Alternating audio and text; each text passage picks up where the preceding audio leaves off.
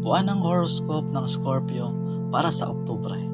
Ang buwan ng horoscope para sa Oktubre ay magiging karaniwan para sa mga Scorpion.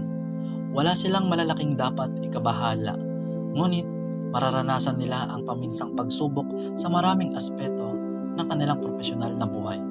Maaaring magkaroon ng mga hindi pagkakatugma sa kanilang trabaho. Kailangan nilang pagbutihin ang kanilang sarili sa mga masalimuot na pagkakataon at maaaring maramdaman na nakakasawa ang kanilang mga araw. Magkakaroon ng kakulangan sa interes at atensyon sa karamihan ng mga bagay sa kanilang ginagawa. Ngunit may nahon kang mag-isip para sa iyong sarili sapagkat ang anumang plano para sa paglipat ng trabaho o pagbabago ng karera sa ngayon ay maaaring makasama. Inirekomenda ng aming mga astrologo na magpatuloy ka sa iyong kasalukuyang propesyon upang makamit ang mas magandang mga resulta.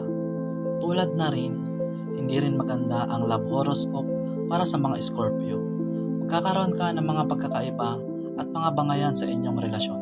Mararamdaman mong hindi mabuti ang takbo ng inyong pag-aasawa at madalas kang mag-isip ng tungkol sa paghihiwalay o diborsyo. Ngunit itigil mo muna ang mga ganitong iniisip at maunawaan mong ito ay dulot ng hindi maayos na pagkakaayos ng mga planeta.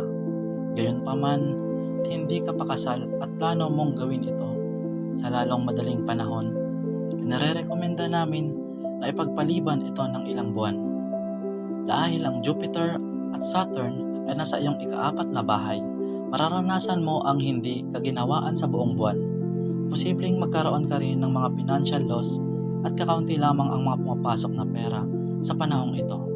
Kaya't maging handa ka sa mga plano para sa pag-iipon at mga pagkakataon para magtipid sa buong buwan.